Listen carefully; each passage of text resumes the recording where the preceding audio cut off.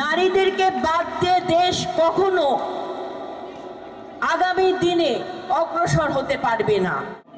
তোমার আগামী ভবিষ্যৎ তখনই সুন্দর হবে, নিরাপদ হবে যখন তোমার পায়ের তলার মাটি শক্ত থাকবে। যখন উন্নতির শিখরে পৌঁছানো শুরু করে তখন তাকে টেনে নামানোর জন্য 100 জন দাঁড়িয়ে যায়। আমি এই তারুণ্য, এই তোমাদের এই বিভিন্ন রঙের সাজা, এইগুলো আমি আমার ঘর থেকেও কিন্তু পরিলক্ষিত হই। যখন আমার মেয়ে শাড়ি পরে, যখন সে টিপ পরে, যখন সে পড়ার টেবিলে পড়ালেখা করে, কিংবা আমি যখন ক্লান্ত হয়ে ঘরে ফিরে যাই, সেও আমাকে বলে যে মা তুমি একটু রেস্ট করো, আগামী দিনের জন্য তোমাকে প্রস্তুতি নিতে হবে।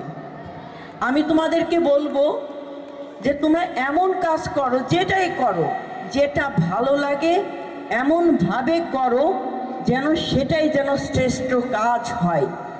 তার ভুল ধরার কিংবা ত্রুটি ধরার সাহস যেন কেউ করতে না পারে।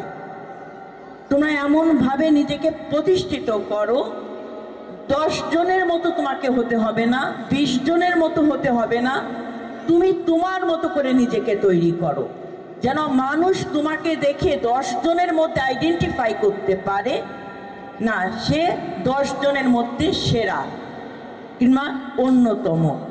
এই জিনিসগুলো সবসময় অনুধাবন করবা। বা উভয় কিছুক্ষণ আগে বলল যে আমাদের যেহেতু নারীদের মানে কি বলে,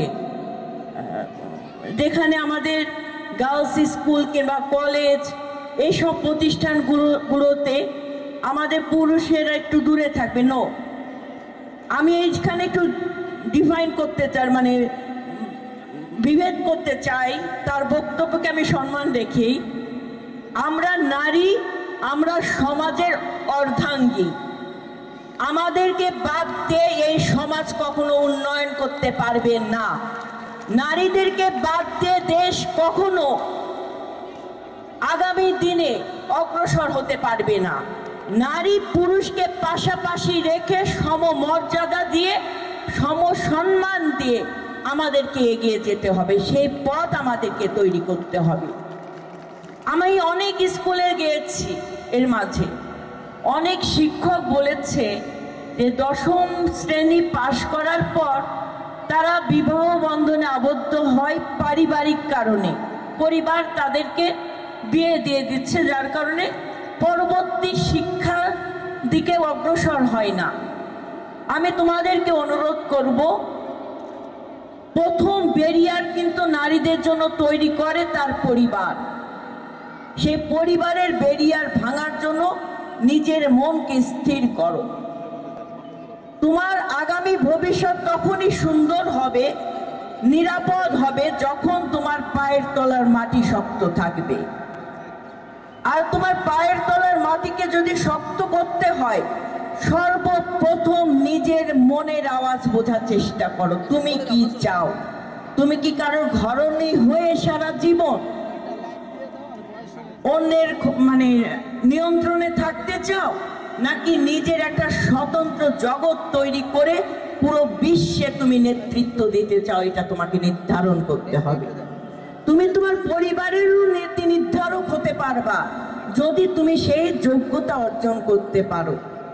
আমি তোমাদের আগামী ভবিষ্যতের জন্য আমি তোমাদেরকে অনুরোধ করব, ভালো মানুষ হও, বিনয়ী হও, অহংকার ত্যাগ করবা, নিজের মধ্যে এমন এক ধরনের মানবিক আচরণ তৈরি করবা যেন মানুষ তোমার আচরণে, মানুষ তোমার কথায়, তোমার শিক্ষাগত যোগ্যতা, তোমার পরিবারের ঐতিহ্য বুঝতে পারে।